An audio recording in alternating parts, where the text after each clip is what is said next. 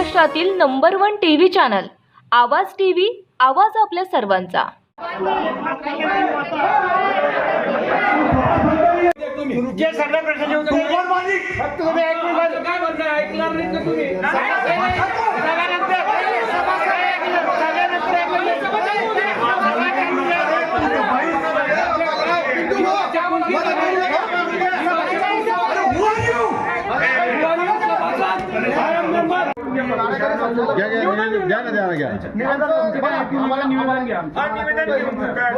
आम्हाला कळतं की बोलू दिला जाणार नाही आणि आपण ते प्रोसिडिंगवर पण घेणार नाही। पण कारखान्याचे काही सभासद नवीन नोंदणी चालू आहे, तर त्या नवीन नोंदणीबद्दल आपण मत काय? कारण की जे 17,000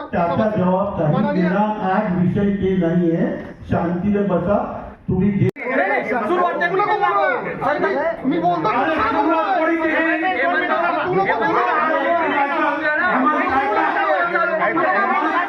तू काही सभासद नाही। वडील यांचा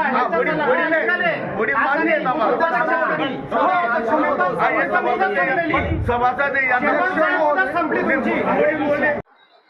मी ॲडव्होकेट गोपाल सिंग रणजित सिंग राजपूत।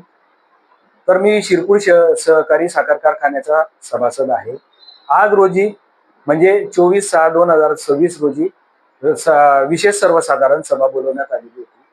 तर विशेष सर्वसाधारण सभेमध्ये प्रामुख्याने जे विषय घेण्यात आलेले होते की त्याच्यामध्ये एक महत्त्वाचा विषय असा होता की MD ची नियुक्ती करणे।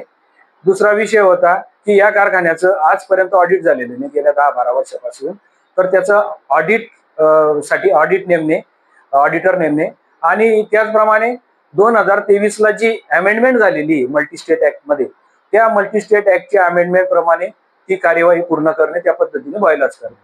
तर या विषयाप्रमाणे त्यांनी मीटिंग बोलवलेली होती। परंतु मीटिंग जेव्हा सुरू झाली त्यावेळेस आमचं असं म्हणणं होतं की यांची मुदत जी आहे, या संचालक बोर्डाची मुदत ही 2021 लाच संपलेली आहे।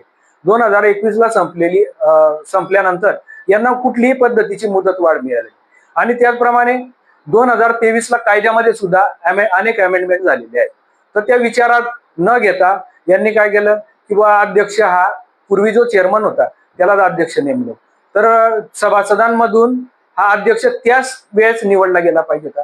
परंतु तसं न करता यांनी तशा पद्धतीने मीटिंग चालवण्याचा प्रयत्न केला।